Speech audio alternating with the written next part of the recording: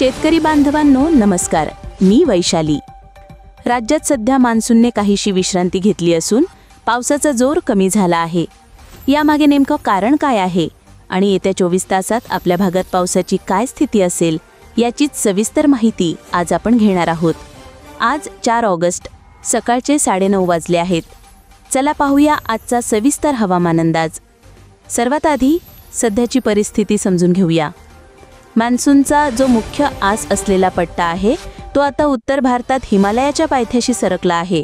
त्यामुळे सध्या जोरदार पाऊस हा त्याच परिसरात केंद्रित झाला आहे। याचा थेट परिणाम म्हणजे आपल्या राज्यात पावसाचा जोर कमी झाला आहे। आता जो काही पाऊस होईल तो स्थानिक ढगनिर्मितीतून आणि काही ठिकाणी गडगडाटासह होण्याची शक्यता आहे। सकाळच्या सॅटेलाइट इमेजनुसार सध्या तरी राज्यात कुठेही मोठ्या पावसाचे ढग नाहीत। कोकण, मराठवाडा आणि विदर्भात काही अंशी ढगाळ वातावरण आहे, पण त्यामुळे विशेष पाऊस होण्याची शक्यता नाही। आता पाहूयात येत्या 24 तासात कोणत्या भागात पावसाची शक्यता आहे। सर्वात आधी घाटमाथा आणि कोकण किनारपट्टी। नाशिक, पुणे, सातारा, सांगली आणि कोल्हापूरच्या घाटमाथ्यावर हलक्या ते मध्यम स्वरूपाच्या पावसाच्या सरी होऊ शकतात। कोकण किनारपट्टीवरही मोठ्या पावसाची शक्यता नाही। इथेही तुरळक ठिकाणी हलक्या सरी बरसतील, तर बहुतांश भाग कोरडाच राहील। यानंतर दक्षिण मध्य महाराष्ट्राचा काही भाग, सांगलीच्या पूर्व भागात आणि सोलापूरच्या दक्षिण भागांमध्ये जर स्थानिक पातळीवर ढग तयार झाले तर थोडा गडगडाट किंवा विनागर्जनेचा वळवी स्वरूपाचा पाऊस होऊ शकतो। मात्र याची शक्यता सुद्धा केवळ 20 ते 30% इतकीच आहे। आता सर्वात महत्त्वाचे म्हणजे राज्याच्या उर्वरित भागांचे काय।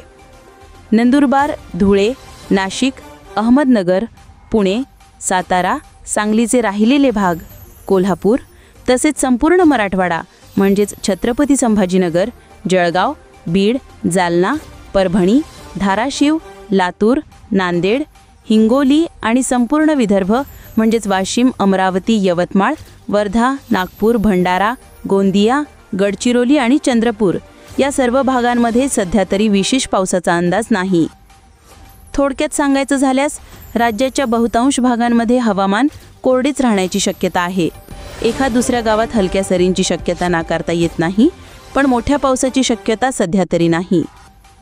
तर हा होता राज्यातील हवामानाचा सविस्तर अंदाज। हवामानातील प्रत्येक लहान मोठा बदल आणि त्याचे तुमच्या भागावर होणारे परिणाम आम्ही तुमच्यापर्यंत अत्यंत जलद गतीने पोहोचवत राहू। आणि अशाच महत्त्वाच्या बातम्या व अपडेट्स तुमच्या मोबाईलवर मिळवण्याकरिता स्क्रीनवर दिलेल्या व्हॉट्सॲपवरती क्लिक करून आत्ताच आमच्या ग्रुपवरती सामील व्हा। मी वैशाली आणि आमची संपूर्ण टीम तुमच्यासाठी अशाच बातम्या घेऊन येत राहू। धन्यवाद।